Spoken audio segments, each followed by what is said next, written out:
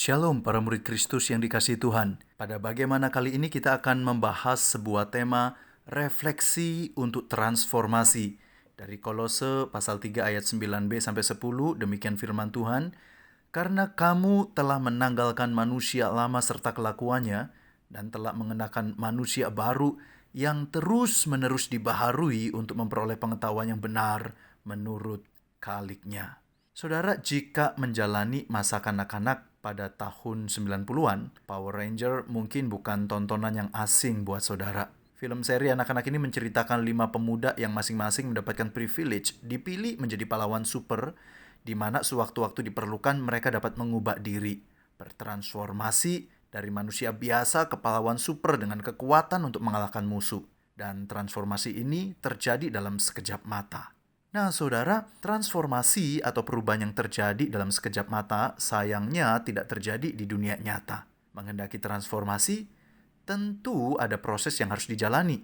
Dari gemuk jadi padat berisi, dari nggak tahu musik jadi maestro yang piawai main piano, dari ranking bontot jadi berprestasi, atau dari home industry jadi pabrik dengan ratusan atau ribuan karyawan. Ya, semua perlu proses. Saudara, saya kira demikian juga dengan perubahan dalam hal karakter kita. Dari Kolose pasal 3 ayat 9b sampai 10, kita mengetahui Allah menghendaki supaya kita mengalami pembaruan, perubahan, transformasi dalam kehidupan kita. Menanggalkan manusia lama dan mengenakan manusia baru. Dan ini adalah proses yang ditunjukkan dengan frase terus-menerus dibaharui. Saudara, proses ini tentu saja diawali dari sebuah karya agung dari Allah, yaitu melalui penebusan dalam Yesus Kristus, yang membawa kehidupan kita mengalami perubahan status dari hamba dosa menjadi hamba kebenaran, dari dicengkeram kematian kekal menjadi dilingkupi kehidupan kekal, dan ini adalah sebuah kepastian. Pertanyaannya adalah bagaimana kita menjalani proses transformasi dalam hidup kita, sehingga proses ini berjalan dengan efektif.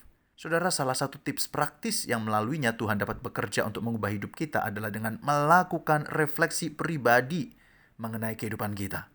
Mazmur 26 ayat 2 berkata, "Ujilah aku ya Tuhan dan cobalah aku, selidikilah batinku dan hatiku." Saudara, ini adalah sebuah ungkapan doa yang tulus, merujuk pada momen yang personal, pribadi, supaya Tuhan mengoreksi, mendiagnosa hati. Inilah refleksi. Saudara, Tuhan juga pernah mengajar anaknya melalui momen refleksi seperti Yunus, di mana 3 hari dia ada di dalam perut ikan.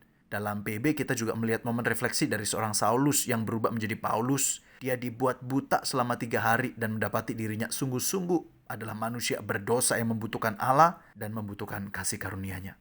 Jadi saudara, refleksi yang saya maksudkan di sini adalah sebuah momen tenang tanpa keterburu-buruan, di mana kita dapat berkata jujur mengenai diri kita, termasuk kegagalan atau kesalahan kita, dan menggumulkan apa yang menjadi tuntunan firman Tuhan berkaitan dengan karakter hidup kita yang perlu untuk diubahkan. Saudara, sudahkah kita memiliki waktu untuk berefleksi, untuk melihat secara jujur akan kehidupan kita? Apakah kita telah menjalani hidup sungguh-sungguh menyenangkan hati Allah? Tantangan dari refleksi ini adalah kesibukan. Dan tantangan lain adalah ego manusia yang punya kecenderungan natur dosa lebih suka dipuja-puja daripada harus mengakui kelemahan diri apa adanya. Tantangan yang lain juga adalah hati yang dikuasai kepahitan dan dikuasai kemarahan.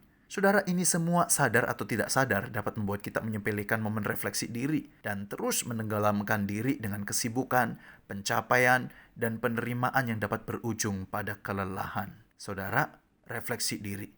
Jangan menunggu dikondisikan oleh Tuhan yang memaksa kita untuk mengambil jeda hidup dan melakukan refleksi tersebut. Putuskanlah untuk secara intensional berefleksi.